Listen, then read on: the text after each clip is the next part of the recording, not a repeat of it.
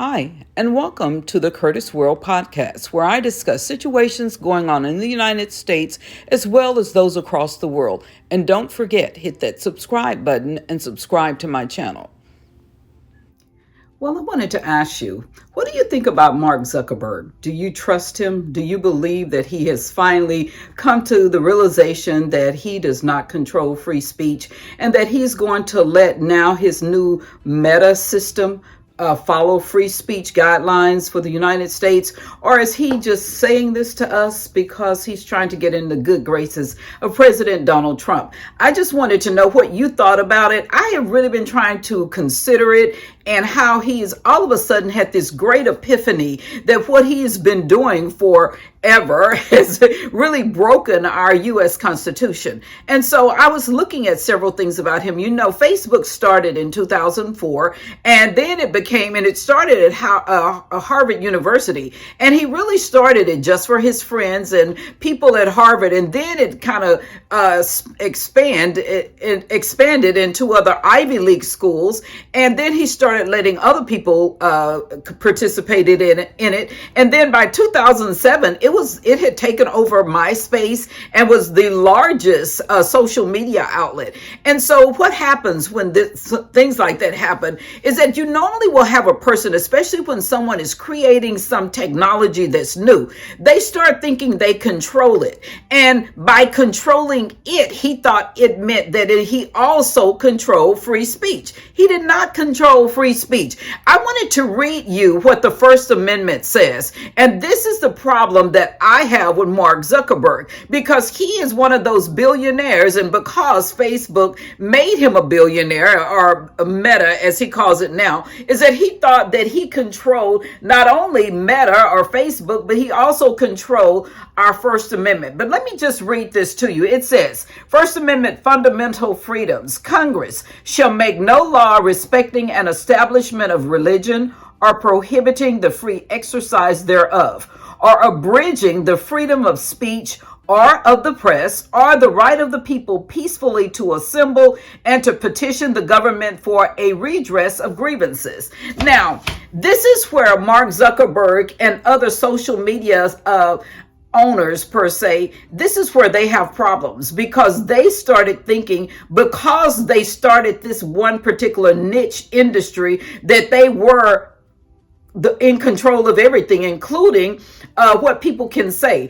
And I thought it was really funny, because now he says that he's going to stop all censorship, and now he's going to go to a platform similar to X, where they have, what do you call it, where the community comments or whatever. But even still, I still want to know why he thought that all of these years, he started this in 2004, is now 2025, and so we're talking over 20 years, why he thought that he had a right to change our U.S. Constitution to his benefit. And so one of the other things that I heard President Trump say is all of these social media sites who have been using the term misinformation and disinformation. What do those terms really mean? And all right, buckle up. We got a Fox News alert moments ago. Meta, the parent company of Facebook and Instagram, announcing they are changing their policies to focus on free speech. CEO Mark Zuckerberg saying this. We're going to get back to our roots and focus on reducing mistakes, simplifying our policies, and restoring free expression on our platforms. More specifically, we're going to get rid of fact checkers and replace them with community notes similar to X, starting in the US. Wow, this is a big deal. Changes include ending its third-party fact-checking program and lifting restrictions on topics such as immigration and gender identity. Well, is there anything more important to talk about? Also, until now, Meta used automated systems to scan for violations, but found they resulted in too much censorship. So, from now on, they'll focus on tackling illegal and severe violations like terrorism, fraud, to name a few. And joining us right now to name one, a Fox and Friends exclusive, Meta's Chief Global Affairs Officer, Joel Kaplan, joins us live here on the couch. Joel, welcome. Thanks, Ben. Thanks, Steve. Great to be here on the couch on Fox and Friends. It's great to have you here. Okay, so you are announcing these big changes as of 2 minutes ago. Yeah. If you're making big changes, does that mean you were doing something wrong before? Look, this is a great opportunity for us to reset the balance in favor of free expression. As Mark says in that video, what we're doing today is we're getting back to our roots in free expression. There's a number of changes we're making, but if I could, and just highlight three. Yep. First is, as you heard, we're eliminating the third-party fact-checking system.